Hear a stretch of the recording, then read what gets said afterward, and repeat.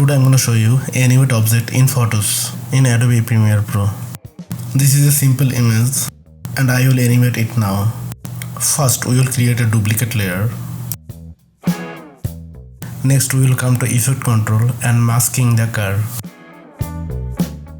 Double click here to zoom it.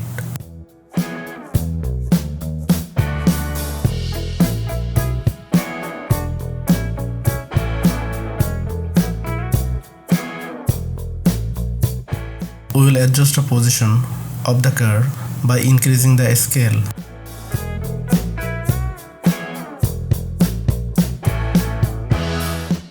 Increasing the max feather to look more smoother. Then we will animate it by turning on a keyframe in position.